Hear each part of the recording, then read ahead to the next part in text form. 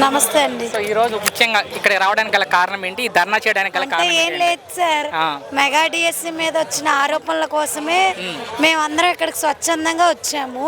Okay. అంటే reason ఏం లేదు సార్, మేము చాలా కష్టపడి ఈరోజు ఈ మెగా డిఎస్సిలో జాబ్ సంపాదించాం.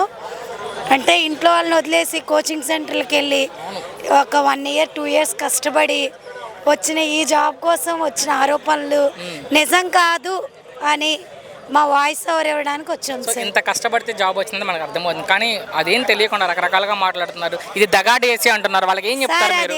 అంటే అదే కదా సార్, ఇప్పుడు వచ్చింది దేనికోసం? అంటే మాది మెగా డిఎస్సి కానీ దగా డిఎస్సి కాదు. అంటే ఇవి ప్రతిపక్షాలు అవనియండి, ఎవరైనా అవనియండి, ఇప్పుడు జాబ్ వచ్చిందంటే మా వెనకమాల ర్యాంక్ వాళ్ళు మా గురించి ఎంతో సెర్చ్ చేస్తారు సార్. ఇల్లు చదవకుండా జాబ్ వచ్చిందా, చదివి జాబ్ వచ్చిందా అనేది ప్రతి ఒక్కరికి తెలుస్తుంది. ఇప్పుడు వాళ్ళే చెప్పాలి కదా సార్. అప్పుడే అంటే ఇందులో ఏదో అక్రమాలు జరిగిపోయాయి, మెరిట్ లిస్ట్ ప్రకారం కావాలి. లేదు సార్, ఒకటి చెప్పనా సార్, మాకు మచిలీపట్నంలో కౌన్సిలింగ్ అయింది కృష్ణా డిస్ట్రిక్ట్ మొత్తానికి. మీరు మార్నింగ్ మేము 7కి రీచ్ అయితే నైట్ 8 వరకు అక్కడే ఉన్నాం సార్. దట్టు ఒక్క సర్టిఫికేట్ లేకపోయినా యూనివర్సిటీలో చదివితే అక్కడ కాల్ చేసి కూడా మాకు మెమో అయినా పంపించండి, లేదంటే నెక్స్ట్ డే మార్నింగ్ తీసుకురండి. ఎంత స్ట్రిక్ట్ గా జరిగిందంటే నేను నా లైఫ్ లో మర్చిపోలేని. అంటే ఈ అంశంలో ముఖ్యంగా టార్గెట్ అయింది నారా లోకేష్ గారు. మీతో పాటుగా ఆయన ఎక్కువ టార్గెట్ అయ్యారు. విద్యాశాఖ మంత్రి నారా లోకేష్ రాజీనామా చేయాలి, సిబిఐ ఎంక్వైరీ చేయాలి, ఇవన్నీ రద్దు చేయాలంటున్నారు. వాళ్ళకి ఏం చెప్తారు? సిబిఐ ఎంక్వైరీ చేస్తే అప్పుడు వాళ్ళే కదా సార్ కరెక్ట్ గా ఎవరు ఏం చేశారని. నారా లోకేష్ గారిని టార్గెట్ చేయడం పట్ల ఆయన రాజీనామా చేయాలి అని మాట్లాడే వాళ్ళకి ఏం చెప్తారు? టార్గెట్ అంటే సార్ ఎవరిని నేను ఇక్కడ ఏమి రాజకీయాన్ని మధ్యలోకి తీసుకురావట్లేదు. ఇప్పుడు కనుక సిబిఐ ఎంక్వైరీ చేస్తే, ఇన్వెస్టిగేషన్ చేస్తే దొరకాల్సిన వాళ్ళు ఎవరైనా ఉంటే దొరుకుతారు. లేదు ఇప్పుడు ఇంతమంది వచ్చారంటే మేము కష్టపడి చదివాం కాబట్టే వచ్చాం సార్. కష్టపడి చదవకుండా ఎవరికి డిఎస్సి అనేది అంత ఈజీ కాదు అంటారు కదండి. ఇంతకు ముందు బతకలేక బడిపంతులు అయ్యేవారు, ఇప్పుడు బతకలేక కాదు సార్, జీవితాన్ని ముందుకు నడిపించాలంటే టీచర్ జాబ్తోనే 10 మందిని తయారు చేయగలుగుతాం. సో మా ఆవేదన ఏంటంటే ఒక మంచి ఉపాధ్యాయ వృత్తిని చేపట్టిన మాకు ఇప్పుడు పిల్లలకి ముందు మేమేమవుతామంటే దోషులం అవుతాం.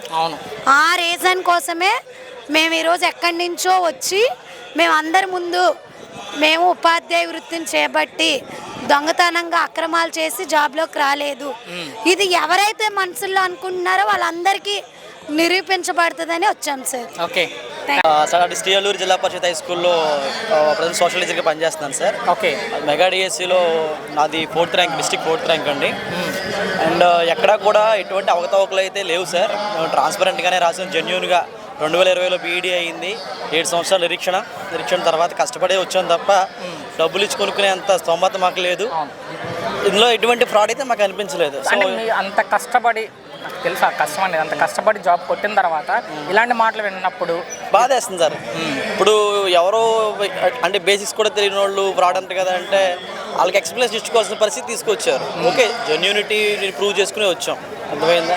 పార్టీస్కి మాకు సంబంధం లేదు, ప్రతిభ ఉంది కాబట్టి ఉద్యోగం ఇచ్చారు. కానీ మిమ్మల్ని ఆ పొలిటికల్ అంశంలోకి అందుకే కదా ఇక్కడ దాకా వచ్చింది ఇవాళ. సో దగా డిఎస్సి అనే వాళ్ళకి ఏం చెప్తారు మీరు? సూటి ప్రశ్న అది సార్. దగా డిఎస్సి కాదు సార్, మెగా డిఎస్సి ఇది. సో మెగా అంటే మన డిక్షనరీ అర్థం ఏంటంటే గొప్ప అంటారు సార్. నిజంగా గొప్ప డిఎస్సి. 16,000 మంది కుటుంబాల్లో ఈరోజు ఒక జ్యోతి అయితే వెలిగింది. సో కాబట్టి ఈ జ్యోతి మీకు వేరే కారణాలు ఉంటే వేరేగా మాట్లాడాలి తప్ప ఒక జీవనోపాధికి సంబంధించిన విషయం, ఒక ఆత్మగౌరవానికి సంబంధించిన విషయం కాబట్టి ఇది చాలా సెన్సిటివ్ విషయం అండి. ఆడేటప్పుడు తగిన ఆధారంతో మాట్లాడితే ఎవరికి ఇబ్బంది ఉండదు. మీరు ఏదన్నా జరిగింది, ఉపద్రవం జరిగింది, ఉపద్రవానికి సంబంధించిన ఆధారం చూపించారు అనుకోండి, అవునా అని మేము అనుకుంటాం. ఈ అంశంలో నారా లోకేష్ గారిని టార్గెట్ చేస్తూ ఆయన రాజీనామా చేయాలి విద్యాశాఖ మంత్రిగా, అలాగే సిబిఐ ఎంక్వైరీ కూడా జరపాలి అంటున్నారు. వాళ్ళకి ఏం చెప్తారు సార్ మీరంటే? పాకిస్తాన్లో భూకంపం వచ్చిందని ఆంధ్రప్రదేశ్లో మనం ఇంట్లోంచి బయటకు వచ్చేస్తామా? దానికి సంబంధించిన పాయింట్ ఉండాలి కదా. ఇప్పుడు ఏదన్నా కానీ ఇప్పుడు మన కోర్టుకి వెళ్ళామంటే ఎవిడెన్స్ అడుగుతారు తప్ప ఎమోషన్స్కిను వాటికి వాల్యూ ఇవ్వరు కదా. నేను ఏడుస్తా గంట సేపు ఏడ్చినంత మాత్రం రాంగ్ రైట్ అయిపోద్దా? అవ్వదు కదా. నిజంగా మీ దగ్గర ఏదో తప్పు జరిగిందని మీరు అనుకుంటే దానికి సంబంధించిన ప్రాపర్ ఛానల్ ఉంటుంది, దాని ప్రకారం వెళ్ళాలి. అందరూ విఘ్నులు, మేధావులు, పూజ్యులు, గౌరవనీయులు కదా అందరూ. మీరందరూ కూడా ఎవరైనా కానీ ఒక మాట మాట్లాడిన పబ్లిక్ ప్లాట్ఫామ్కి వచ్చామంటే దానికి సంబంధించిన డీటెయిల్స్ ఉండాలి. అలా ఉండి మాట్లాడిన తప్పే ఉంది. ప్రజాస్వామ్య దేశంలో అపోజిషన్స్ ఉంటాయి, రూలింగ్ పార్టీస్ ఉంటాయి. రూలింగ్ అపోజిషన్ అవుతుంది, అపోజిషన్ రూలింగ్ అవుతుంది. ఇది ఎప్పుడు జరిగే ప్రక్రియ. మీరు ఏది చేసినా కానీ ఒక రకమైన మనకి సంబంధించిన ఎవిడెన్స్ చూపించి మాట్లాడారనుకోండి, సో జనాలు ఫ్యాక్ట్స్ తెలుస్తాయి. ఓకే, అంతేగాని పాపం ఏమీ తెలియని వాళ్ళకి మీరు తప్పు చేశారు, డబ్బులు ఇచ్చారంటే డబ్బులు ఇచ్చేసి తొంభై ఇక్కడ వచ్చిన ఎవరికి లేదు. అందరూ పూర్ అండ్ మీలో మామూలు వర్గం వాళ్ళే తప్ప.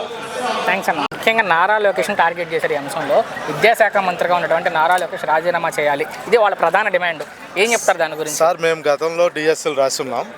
అయితే ఇంత చిత్తశుద్ధిగా ఇంత ఫాస్ట్గా అంటే దాదాపుగా 7-8 సార్లు మా సర్టిఫికేట్ వెరిఫికేషన్ చేసి అత్యంత పారదర్శకంగా జాబ్ సాధించిన ప్రతి వారికి న్యాయం జరిగేలాగా ఈ డిఎస్సి నిర్వహించారు. కేవలం 5 నెలల్లో మాకు రిజల్ట్స్ ఇచ్చి మమ్మల్ని అత్యంత త్వరగా గవర్నమెంట్ స్కూల్స్లో జాయిన్ అయ్యేలాగా, జీతం తీసుకునేలాగా ఈ డిఎస్సి నిర్వహించారు. ఈ క్రెడిట్ మొత్తం నారా లోకేష్ గారిదే. గతంలో మేము డిఎస్సీలు రాసినప్పుడు 2-3 సంవత్సరాలు పట్టేవి ఎగ్జామ్ రాయటం, రిజల్ట్స్ రావటం, ప్లస్ కోర్టు కేసులని ఇవన్నీ ఉండేవి. అయితే ఈ డిఎస్సిలో నేను కూడా కోర్టు కేసులు ఉంటాయేమో, లేట్ అవుతుందేమో అనుకున్నా. నేను 2006 నుంచి రాస్తున్నాను. ఇన్ని డిఎస్సీల్లో 2025 డిఎస్సి మాత్రమే అత్యంత సిస్టమేటిక్గా కేవలం 5 నెలల్లో జాబులు ఇచ్చి ఎటువంటి ప్రలోభాలు జరగకుండా నిర్వహించిన డిఎస్సిగా మేము అవకతవకలు జరిగాయి. మెరిట్ లిస్ట్ ప్రకారం కాకుండా వాళ్ళకి కావాల్సిన వాళ్ళకి పప్పు బెల్లాలా పంచారు. దీని మీద సిబిఐ ఎంక్వైరీ వేయాలి, నారా లోకేష్ రాజీనామా చేయాలి. సో వాళ్ళకి ఏం చెప్తారు మాట్లాడే వాళ్ళకి? అలా మాట్లాడే వాళ్ళకి నేను ఒకటే చెప్తున్నాను సార్, డిఎస్సిలో అవకతవకలు అనేవి అసలు ఎటువంటి పరిస్థితుల్లో జరగవు.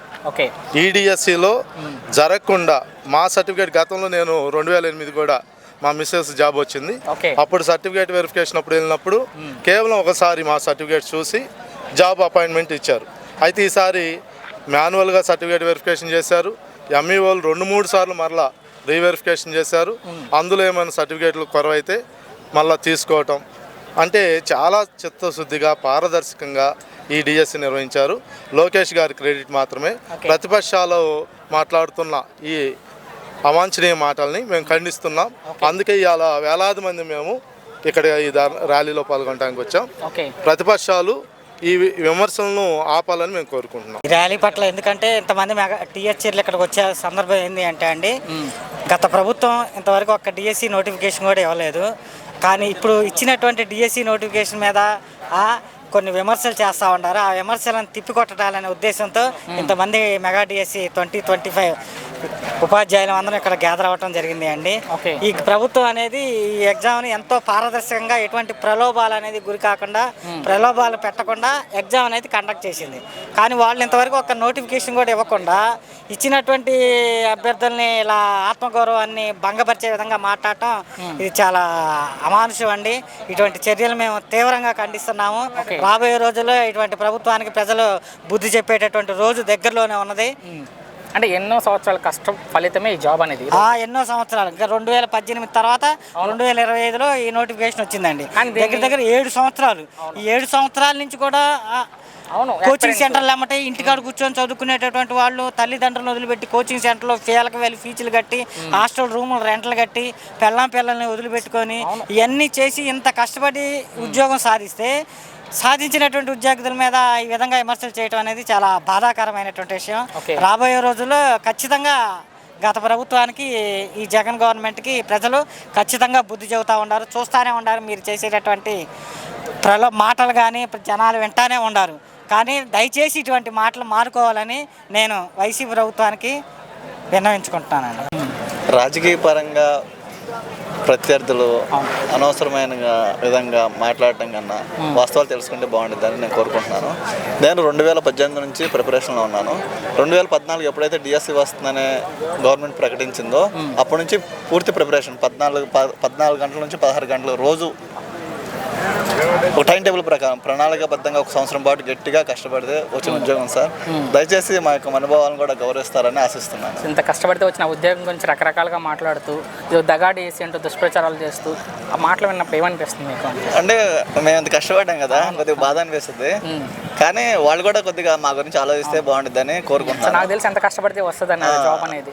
విద్యార్థులు నడిపించే పోస్ట్ టీచర్, అలాంటి వాళ్ళు ఏదైతే మాట్లాడుతున్నారు, దుష్ప్రచారాలు చేస్తున్నారు, వాళ్ళకి ఏం చెప్పదలుచుకున్నారు మీరు? దయచేసి అలా మాట్లాడకుండా పొలిటికల్ గా వాళ్ళు వాళ్ళు చూసుకోవచ్చు, మిమ్మల్ని లాగి మధ్యలోకి చూడకుండా వాస్తవాలంటే గ్రహించి మమ్మల్ని కూడా గౌరవిస్తే బాగుంటుందని కోరుకుంటున్నాను. ఫైనల్ గా నారా లోకేష్ రాజీనామా చేయాలి ఈ అంశం అనేది ప్రధాన డిమాండ్ వైసీపీ వాళ్ళది. ఏదో అక్రమం జరిగిపోయింది అనేది. సో ఏం చెప్తారు నారా లోకేష్ గారి గురించి అంటే? అలా చేయకుండా మేము కష్టపడి జాబ్ సంపాదించుకుంటే అలా పొలిటికల్గా అలా మాట్లాడటం కరెక్ట్ కాదని నేను అనుకుంటున్నాను అంటే నారా లోకేష్ గారు మంత్రి అయిన తర్వాత ఈ డిఎస్సీ అవును కదా. ప్రత్యేకంగా నేను నారా లోకేష్ గారికి, చంద్రబాబు నాయుడు గారికి, కుటుంబ ప్రభుత్వానికి ధన్యవాదాలు తెలియజేసుకుంటున్నాను.